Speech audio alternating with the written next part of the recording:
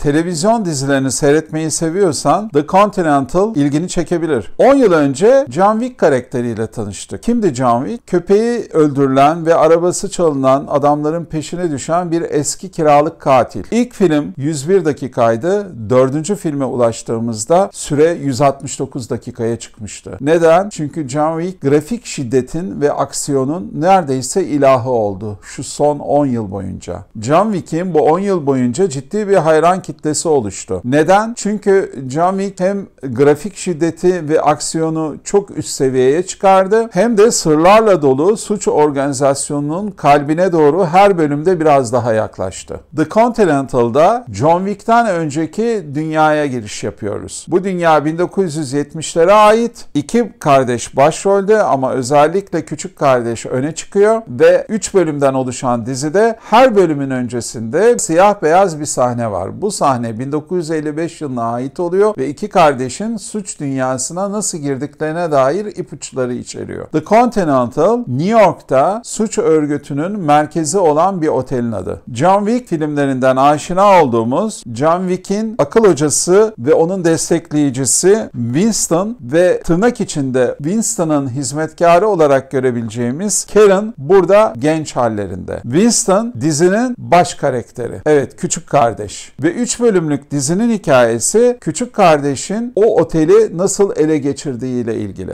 Dizi 2 kardeşin hikayesi demiştik. Winston ve ağabeyi Frankie. Bu ikisini suç dünyasına sokan kötü adam ise şu anda The Continental'ın başında olan Korma ki Mel Gibson tarafından canlandırılıyor. Dizinin hikayesi Korma'nın The Continental'ını ele geçirmek isteyen küçük kardeş Winston'la onun adamlarının çatışması üzerine kurulu diyebiliriz. Ama aslında 2 kardeş arasındaki dramatik hikayede çok etkileyici. John Wick filmlerinin girerek uzadığını söylemiştim. Burada esas olan çok uzun dövüş ve grafik şiddet sahneleri. Seyirci bunları seyretmeye doyamıyor. Dolayısıyla dizide de bu tür bir şiddet var. Zaten temelini o oluşturuyor. Ama dizide grafik şiddetle aksiyonun son derece iyi dengelendiğini söylemek mümkün. Özellikle son bölüm neredeyse aksiyona ayrılmış ama hiçbir sahnesinde sıkılmıyorsun. Burada John Wick dünyasının öncesi demiştik dizi için. John Wick'teki karakterleri aklına getir. Onun akıl hocası ve koruyucusu Winston ve Winston'ın hizmetkarı diyebileceğimiz Karen. İşte dizide genç Winston ve genç Karen karşımıza çıkıyor. Tabi dizide 1970'lerin bütün o özel dünyası aynen yansıtılıyor. Özellikle şarkılar, müzikler, o döneme ait bir renk skalası ve o döneme ait bir gizem. Ama onun dışında zaten hikayenin kendi sırları, kendi cazibesi, kendi şiddeti oldukça çekici. Eğer 1-2 günde bir mini dizi seyretmek istiyorsan Amazon Prime'da yer alan The Continental'ı öneririm. İyi seyirler dilerim. Bu arada ilk defa bir diziden bahsettim. Eğer dizilerle ilgili videolara devam etmemi istiyorsan görüşlerini bekliyorum.